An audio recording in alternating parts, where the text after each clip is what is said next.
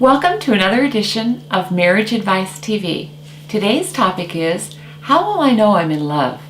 We've traveled the world over 30 years doing research on successful marriage, and there are common themes that are spread throughout. And one of the most common themes are the things that you know when you know you're in love. Like, for example, the first one is you get goosebumps. You get a palpitating heart. You get sweaty palms. In other words, when you're in love, there's a physiological reaction to being in love. Very important. Physical love.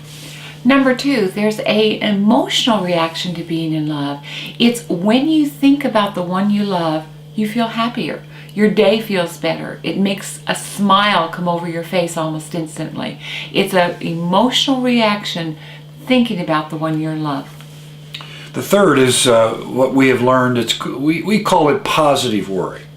You worry about the person when they go off to the supermarket, or you worry about them when they go to work. It's not an obsessive worry, but you care about their safety. You care about whether they make it to work okay. You care about whether they're going to get home okay.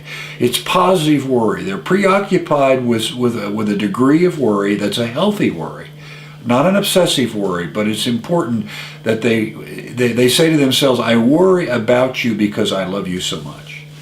And the fourth one is a really special one that in the end of the interviews with these great couples we've interviewed all over the world, they always talk about the fact they can't imagine life without the one they love. In other words, they think about the future together. They don't ever think about how will I be alone. They think about each other and what they're going to do and how they're going to be with each other. The fifth way to know that you're in love is really an interesting one. Because take the example of the tango. When we were in Buenos Aires a few years ago interviewing Argentines, the thing that you notice when you walk down the streets of Buenos Aires is a lot of people are out on the streets doing the tango, okay? And the first thing you notice is you can't tango by yourself. There's a synergy and energy. There's a physics to this that says, I want to be with you. Two people that are unique personalities are coming together to form one. There's a oneness beginning to develop in your relationship. You start using words like us and we instead of I and me. There's a oneness in your relationship. And the caveat these people always give us, though, while we're turning two into one, we never lose our individual identity.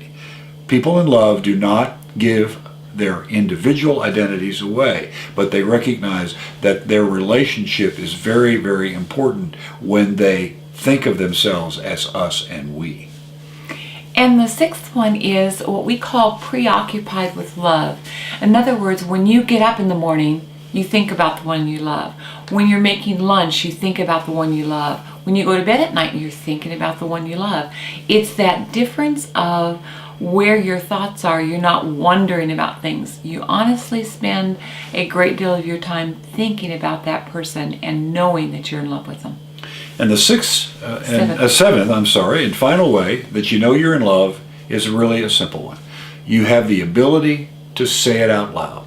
I love you. I love you. You shout it to the stars. You say, I am unabashedly in love with you, and I don't mind telling you, and I'll tell you in a public place, and I'll shout it to the stars.